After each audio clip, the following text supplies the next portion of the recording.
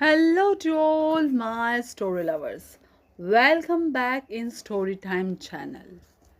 Today I am reading The Red-Headed Lake. This is very interesting story. Let's go to the story.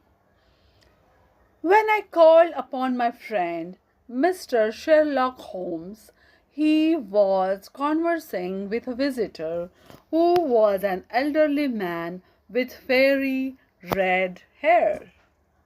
Holmes introduced me to the visitor, Mr. Jabez Wilson. He was a pawnbroker. Holmes asked him to repeat his story for me. He began by showing us an advertisement in a newspaper. It read as follows: To the red-headed league. There is a vacancy for a member of a league, and the salary is £4 a week for nominal services. Red-headed men may apply in person on Monday at 11 o'clock to Duncan Ross at the office of the League, 7 Fleet Street. The advertisement had appeared in newspaper 2 months ago. Mr. Wilson's assistant, Vincent Spalding, had shown it to him.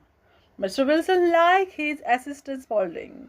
He was smart, efficient, and worked for only half the normal wages. But the assistant also had his faults. Every now and then he left work and went down into the cellar to develop photographs. Photography was his hobby. Spalding showed the advertisement to Mr. Wilson and explained to him that an American millionaire, Mr. Ezekiel Hopkins, had founded the famous Red-Headed League to help all redheads like himself. Spalding urged Mr. Wilson to apply for the job, so the two of them went to the address given in the advertisement. Fleet Street was full of red-headed people. Mr. Wilson thought that with so much competition he would not get the job. He wanted to go back, but Spalding pushed through the crowd and took Mr. Wilson to the office. There was nothing in the office but a couple of chairs and a table. A red-headed man sat behind the table. He was Mr. Duncan Ross, a representative of the Red-Headed League. He was very pleased to see Mr. Wilson and announced immediately that he was well suited for the job. He shook hands with Mr. Wilson, congratulated him, and told all other candidates to go back.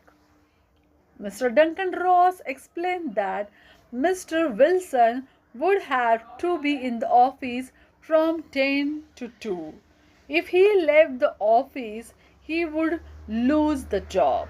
Spalding assured Mr. Wilson that he would look after Mr. Wilson's business in his absence. The pay was fixed at £4 a week. And the work? Said Mr. Wilson. You had to copy out Encyclopedia Britannica. The pay was very good and the work was light. Mr. Wilson accepted the job and began his work the very next day. Mr. Duncan Ross was there in the office to see that Mr. Wilson did his work properly and did not leave the office. He told Mr. Wilson to start with the letter A. Mr. Wilson wrote diligently for 4 hours without leaving his place. Mr. Ross would drop in from time to time to see that All was right with Mr. Wilson. At 2 o'clock, he bade Mr. Wilson good day and locked the door of the office. This went on day after day, Mr. Holmes, said Mr. Wilson, and on Saturday I got my salary. It was the same next week and the same the week after. After a few days, Mr. Duncan Ross came in only once in a while, and after a time he did not come in at all. Mr. Wilson continued. 8 weeks had passed like this, and I had written about abbots, archery, etc., and hoped that I might get on to B soon, and then suddenly the whole business came to an end. To an end? Holmes asked. Yes, sir. This morning I went to my work as usual at 10 o'clock, but the door was shut and locked with a little note nailed on it. It said, "The Red-Headed League is dissolved. October 9, 1880. I was shocked. I did not know what to do. Mr. Wilson went on with his story.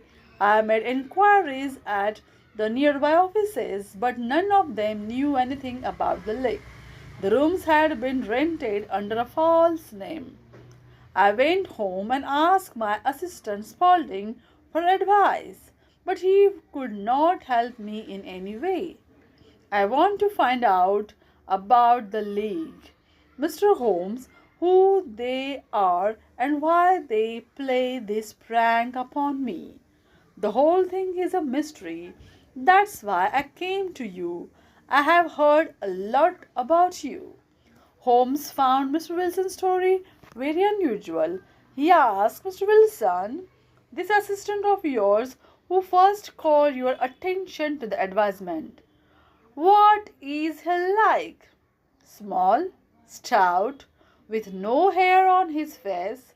He has a white splash of acid on his forehead." "I thought as much," said Mr. Holmes. "Is he still with you?" "Oh, yes, sir. That will do, Mr. Wilson. I can give you my opinion on this subject in a day or two. Today is Saturday, and by Monday we may come to a conclusion. Now we will proceed to the part 2. What happened next? Dr. Watson's account. "Well, Watson, what do you think of it all?" asked Mr. Holmes after Mr. Wilson had left. "I make nothing of it," I answered frankly. Holmes sat silently for some time and then invited me to go out with him. We went to the square where Mr. Wilson had his shop. Holmes observed the area carefully. There were many shops and offices in the square, and a bank just behind Mr. Wilson's shop. Holmes spent some time outside the shop and thumped upon a pavement 2 or 3 times. Finally, he knocked on Mr. Wilson's door. A young man opened the door. Mr. Holmes asked him the way to the Strand. The assistant answered the question and quickly closed the door. I said, "I am sure that you inquired your way only in order to see him." "Not him," Holmes said, "but the knees of his trousers." "And what did you see?" "What I expected to see. This matter of Wilson's is serious. A crime is being planned, but I hope that we can stop it. The offices and banks will be closed for the weekend. Now I have to go and make some arrangements, but I shall want your help tonight. Come to Baker Street at 10 and bring your revolver." I arrived at Holmes' residence in time. There were two other men with him, Mr. Jones of Scotland Yard and Mr. Merriweather, a banker. Holmes announced, "Tonight we are going to hunt one of the smartest criminals in London." We left together in a carriage and reached the road we had visited in the morning. Holmes told us to follow Mr. Merriweather, who led us through an iron gate. We followed him down a narrow passage. After going down some stone steps, he led us down a dark, earth-smelling passage and into a huge cellar full of big boxes. We all sat on the boxes. "We are in the cellar of the city branch of one of the main banks in London. Mr. Merriweather is the chairman of the bank, and he will tell you why a criminal should take an interest in this cellar at present," said Holmes. Mr. Merriweather explained that the bank had borrowed a huge quantity of gold from the Bank of France, and the boxes in the cellar were full of gold. Holmes expected the criminals to act that very night. We had to wait there in total darkness without making any noise to take the criminals by surprise. "They have but one escape route," whispered Holmes. "That's back through the Mr. Wilson's house. I hope that some men are waiting at Mr. Wilson's door. Mr. Jones, I have an inspector and the two officers waiting at his door. Then we have stopped all the holes. Now we must be silent and wait." We waited silently for more than an hour. It was pitch dark in the cellar. Then suddenly a point of bright light appeared in the floor of the cellar. Then a line and a gush seemed to open, and a hand appeared. A broad stone turned over upon its side and left a square hole. A boyish face emerged. The man looked about and came out of the hole. He had a companion with him, a man with very red hair. The pair was none other than Spaulding, the assistant, Alice, and the criminal Clay, and the red-headed Mr. Duncan Ross. As soon as they climbed out of the hole, Sherlock Holmes sprang out and seized Clay by the collar. The other dived down the hole and disappeared. Clay took out a revolver, but Holmes hit him on his wrist, and the revolver fell on the ground.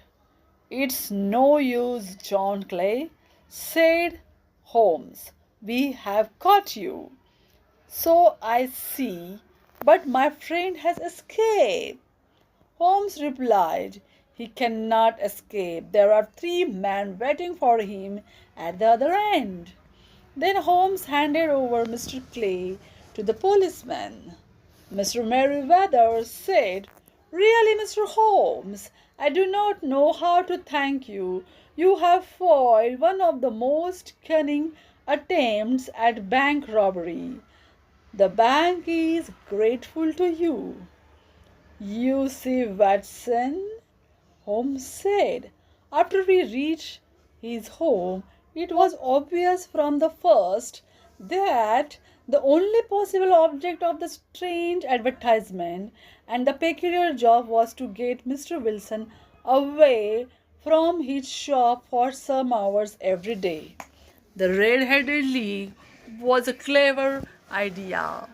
In Mr. Wilson's absence, Clay and his red-headed companion wanted to dig an underground tunnel from Mr. Wilson's house to the bank. Then they would be able to enter the bank and steal the gold without breaking open the doors of the bank. Using the tunnel, they entered the cellar. They planned to steal the gold and go back to Mr. Wilson's house again through the tunnel, and they get away. But how could you guess what their motive was? When I heard that assistant worked for half the wages, I became suspicious. Using Mr. Wilson's description of his assistant, I made inquiries. I found that he was the criminal Clay. Why was he working in Mr. Wilson's shop, and his habit of going into the cellar every now and then? I inferred that he must be digging a tunnel to some other building. When we visited the shop, I beat upon the pavement with my stick to find out whether the cellar stretched out in front or behind. It was not in front. I saw the bank on the other side of the house, and guess what the criminals had in mind. When Clay answered the bell, the knees of his trousers were wrinkled and stained. It confirmed my suspicion that he was digging. You know the rest of the story. You reason it over beautifully, I exclaim in admiration. This is the story taken from The Red-Headed Lake by Sir Arthur Conan Doyle. Do you like this story? Then tell me in the comment box and subscribe our channel. Bye bye.